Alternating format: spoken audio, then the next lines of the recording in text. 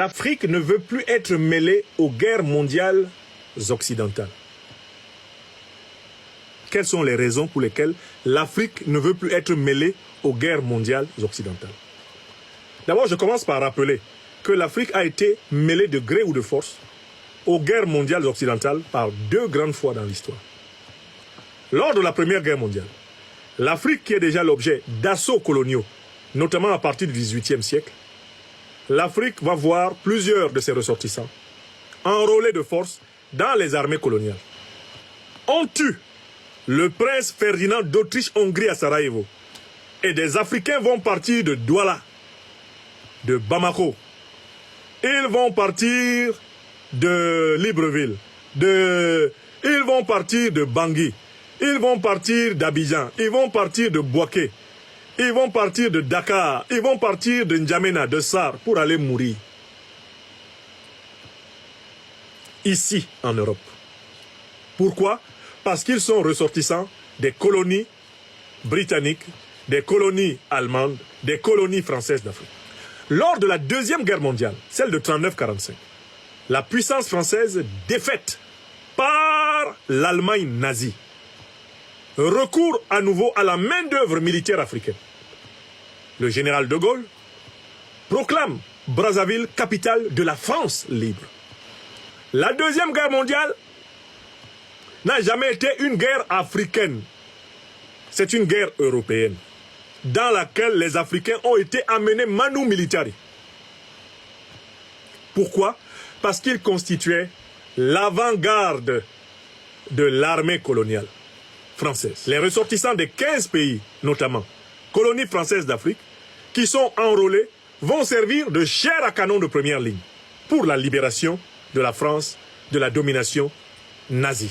Or, à peine ont-ils obtenu ce résultat, permis à la nation française de recouvrer sa souveraineté, que lorsque certains d'entre eux vont demander à bénéficier du même traitement que leurs collègues français, blancs, et à bénéficier de la même souveraineté que la France qu'ils ont libérée a obtenue, ils vont se faire massacrer, comme ce fut le cas notamment à Tiaroy en 1944.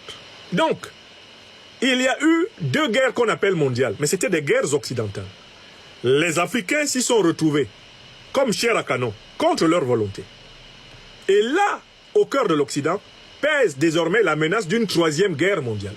Celle-là courant le risque d'être une guerre nucléaire. Je rappelle que dans les 2 guerres mondiales, on évalue à près de 2 millions de morts les Africains qui se sont sacrifiés pour les nations coloniales occidentales, les Africains qui sont morts, entre autres, pour la France. Dans ces conditions où, par au moins 2 fois, on a entraîné les Africains dans des guerres mondiales qui n'étaient pas africaines, mais qui étaient européennes, et où les Africains, eh bien, sont passés par perte et profit, une fois ces guerres mondiales achevées, la 3e guerre mondiale qui menace le monde à travers un conflit eurasiatique entre l'OTAN d'un côté et la Russie de l'autre, à travers l'Ukraine, dans cette 3e guerre mondiale, pour ma part, je vois encore une tentative d'impliquer les Africains.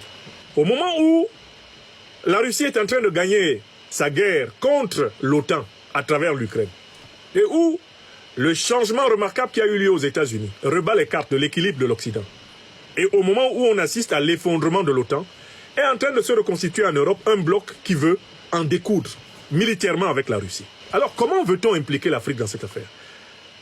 Il n'y a pas simplement le fait qu'on va tenter de voir si on peut encore recruter des Africains pour aller mourir dans une affaire où, comme par le passé, ils n'ont rien tiré de bon. Non. La grande question que pose la guerre, c'est celle des moyens permettant de la mener. Les volontés guerrières de l'Europe signifient une pression supplémentaire sur les ressources naturelles de l'Afrique.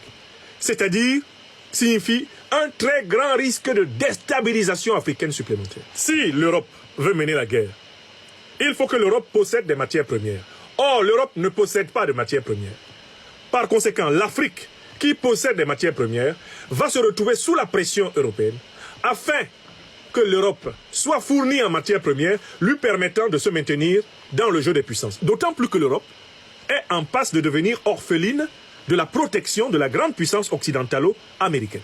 Dans ces conditions, les Africaines et les Africains qui écoutent cette émission et que je prie de la partager sont priés de constater que nous devons hâter en Afrique la récupération de nos souverainetés. Si nous avons à la tête des pays africains des élites qui sont l'émanation des mouvements populaires, des révolutions panafricanistes, des élites qui ont l'amour du peuple africain chevillé à l'âme, les matières premières africaines ne seront pas bradées et l'Europe sera obligée d'accepter d'être une puissance moyenne, d'accepter de négocier consensuellement et pacifiquement dans le marché du monde celle des ressources qu'on veut bien lui céder, au prix auquel on veut les lui céder. Ceci permettra de sauver la paix.